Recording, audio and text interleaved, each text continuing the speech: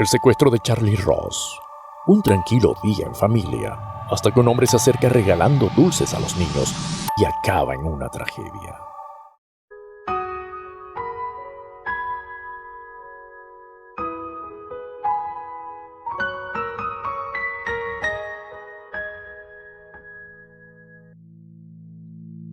Era un 1 de julio de 1874. Una tranquila mañana de verano en Filadelfia, dos niños jugaban en el jardín de su casa. Eran Charlie Ross, quien contaba con 4 años, y su hermano mayor Walter, que tenía 5. Su padre, Christian Ross, era un comerciante que vivía en una gran mansión en Germantown, un barrio acomodado de la ciudad. Su madre Sarah estaba dentro de la casa ocupada con sus quehaceres. Las cosas ocurrieron así. De repente apareció un carruaje tirado por caballos y se detuvo frente a la casa. De él bajaron 2 hombres vestidos con trajes oscuros y sombreros de copa. Se acercaron a los niños con una sonrisa amable y les ofrecieron caramelos y fuegos artificiales si se iban con ellos a dar un paseo. Los niños los reconocieron como los mismos que les habían visitado varias veces con dulces en los días anteriores, así que aceptaron sin sospechar nada y subieron el carruaje confiadamente. Los hombres condujeron a los niños por las calles de Filadelfia hasta llegar a una tienda donde le dieron 25 centavos a Walter para que comprara los fuegos artificiales. Walter, muy emocionado, entró en la tienda y salió con una bolsa llena de cohetes y petardos. Pero toda su alegría se esfumó cuando al salir de la tienda se llevó una terrible sorpresa. El carruaje y sus ocupantes habían desaparecido. Además, con ellos se encontraba también su hermanito Charlie. Al ver todo lo que estaba sucediendo, Walter empezó a llorar y a gritar pidiendo ayuda. En esos momentos, un policía que pasaba por ahí se acercó a él y le preguntó qué le estaba pasando. Entonces Walter le contó lo que había ocurrido y le dio la dirección de su casa, por lo que el policía lo llevó en su vehículo hasta ahí y le entregó a su padre, que estaba angustiado por la desaparición de sus hijos. La terrible noticia y los angustiosos momentos que vivieron sus padres. Christian Ross no podía creer al enterarse de lo que estaba pasando. ¿Quiénes eran esos hombres? ¿Qué querían de su hijo? ¿Dónde lo habían llevado? ¿Estaría vivo o muerto? Todas esas preguntas se agolpaban en su mente mientras abrazaba a Walter y trataba de consolarlo. Existen 2 versiones de los hechos. Algunas fuentes aseguran que un tiempo después, la familia recibió una carta que les dejó la sangre helada.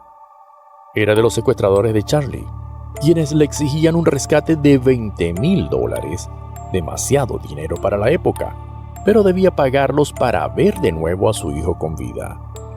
Exigieron que no le diera aviso a la policía ni a nadie más y que debían seguir sus instrucciones, tal cual como ellos le estaban indicando. Además, le informaron que era necesario esperar que no volvieran a contactarlo. Christian Ross no sabía qué hacer. Estaba desesperado. El dinero que tenía no era suficiente para pagar el rescate de su hijo, pues había perdido gran parte de su fortuna en el crack bursátil del año anterior y estaba endeudado hasta el cuello. Pero sabía que no podía arriesgarse a perder a su hijo por no cooperar con los secuestradores. Así que tomó un gran riesgo y decidió pedir ayuda a la policía y a la famosa agencia de detectives Pinkerton. En lugar de ello, otras fuentes afirman que se ofreció una recompensa de $20,000 por cualquier información que condujera a la captura de los secuestradores y la liberación de Charlie. Los secuestradores no se pusieron en contacto con la familia Ross ni exigieron un rescate. Ni había huellas dactilares, ADN ni ninguna otra evidencia forense que pudiera ayudar a la policía en su búsqueda. ¿Por cuál de las 2 versiones te inclinas más? Escribe tu opinión en los comentarios. El caso fue difundido y conocido en todas partes. Este terrible secuestro de Charlie Ross se convirtió en un caso nacional. Los periódicos lo cubrieron con grandes titulares y detalles escabrosos sobre los acontecimientos. Se imprimieron millones de volantes y carteles con la foto de Charlie y se ofrecieron recompensas por cualquier pista sobre su paradero. Inclusive se compuso una canción popular basada en el crimen titulada Bring Back Our Darling, traigan de vuelta a nuestro querido. Todo el país estaba pendiente del destino del pequeño Charlie. Sin embargo, los secuestradores no se dejaron intimidar por la presión mediática ni policial.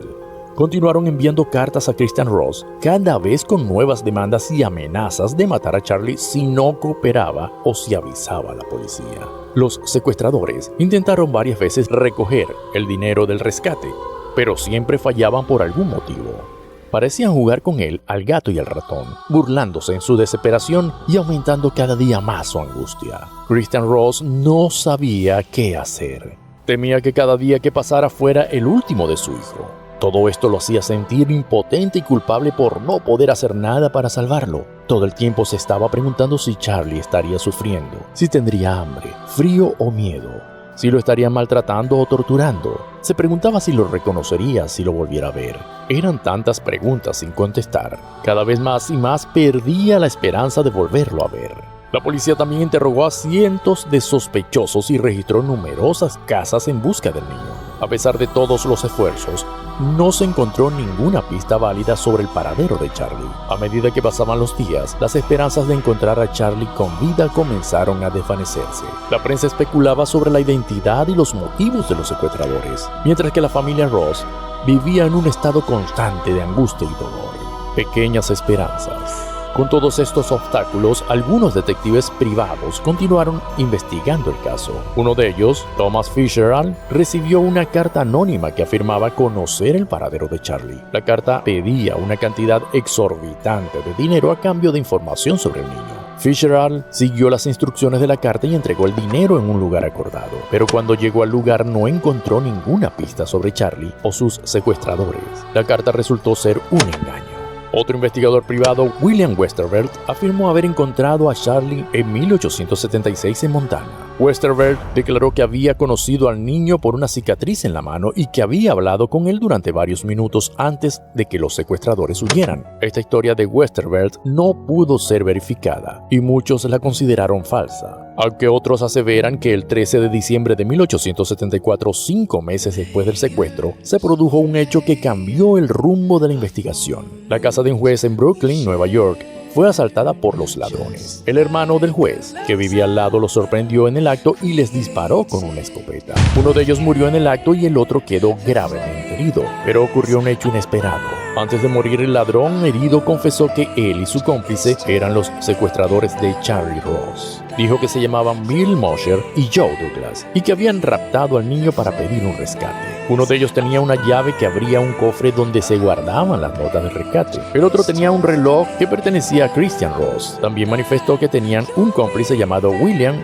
Westervelt, quien era el que escribía las cartas y el que conducía el carruaje donde se llevaron a los niños. Además, el asaltante confesó que habían escondido al niño en una casa en Manhattan, pero que no tenían el conocimiento si aún seguía vivo o no. Detuvieron al sospechoso. La policía detuvo a Westervelt y lo interrogó. Este negó tener nada que ver con el secuestro del niño y dijo que solo conocía a Mosher y Douglas por ser ladrones como él. El cuerpo de seguridad registró la casa donde supuestamente habían ocultado a Charlie, pero no encontraron ninguna pista allí. Tampoco encontraron ninguna prueba que vinculara a Westervelt con el crimen. Westervelt fue juzgado por secuestro y conspiración, pero fue absuelto del primero y condenado solo por el segundo, ya que no se consiguió ninguna prueba en su contra. Lo sentenciaron a 6 años de prisión. Nunca admitió su participación en el secuestro ni reveló el paradero de Charlie. Con todos los esfuerzos realizados por las autoridades, el paradero de Charlie sigue siendo un misterio. ¿Fue asesinado por sus secuestradores? ¿Fue vendido a una familia rica o a una banda de criminales? ¿Está todavía vivo? Su familia nunca perdió la esperanza de encontrarlo y siguió buscándolo durante años. Su padre murió en 1897 sin haber podido abrazar a su hijo otra vez. Su madre murió en 1912 con la misma pena. Su hermano Walter dedicó su vida a la búsqueda de su hermano perdido, pero tampoco tuvo éxito. Comenta qué historia te gustaría ver en el canal y suscríbete para no perderte ningún relato de terror. Te dejo aquí otro video del relato Jane Toppan, la despiadada enfermera asesina.